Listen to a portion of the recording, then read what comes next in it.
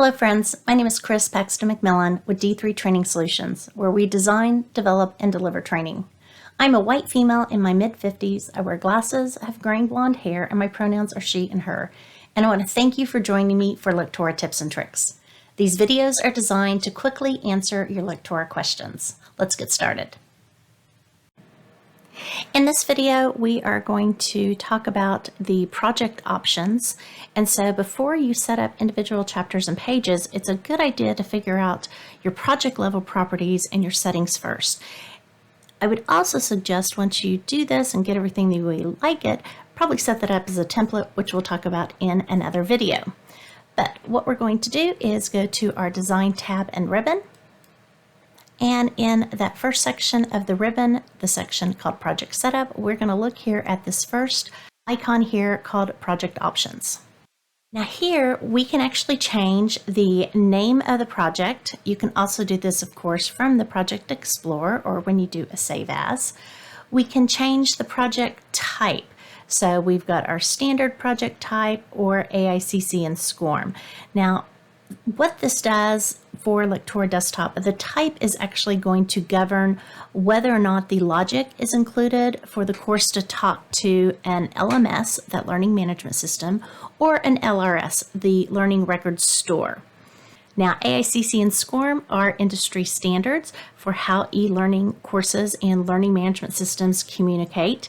So if you have a SCORM compliant course, it should be able to talk successfully to a SCORM compliant LMS. The same is true with an AICC compliant course. It should talk to an AICC compliant LMS.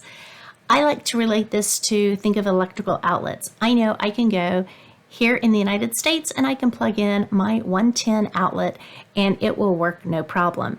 If I am traveling elsewhere, let's say I am over in Singapore or Australia, I'm going to need an electrical adapter because it has a different standard. So if I wanted to do a different standard for e-learning, I would need to make a different choice. And we actually talk about more of those in the publishing options. We come down here to language. And we can, if I expand on that, we can see there are lots of languages here, but this is actually used to set the language you are using for the project. So what this does is help things like your search engines, your browsers, and screen readers like NVDA or JAWS to properly find and display your project. We'll talk more about accessibility, quite a bit more about accessibility in additional videos. We have our Enable Dynamic Text option. If you check this box, you can designate text boxes as dynamic text. So basically, when you do this, that text is copied to an associated XML file that you can update without opening Lectora or republishing. So I've seen this used a lot of, let's say you have a course and your company board of directors may change a lot.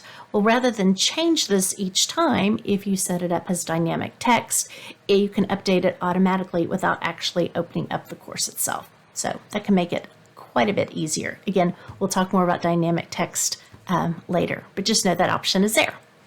We also have Use Web Accessibility settings. So when you are designing your course to be accessible, again, to those with disabilities, you're going to check this box so any non-accessible Lectora features are then disabled.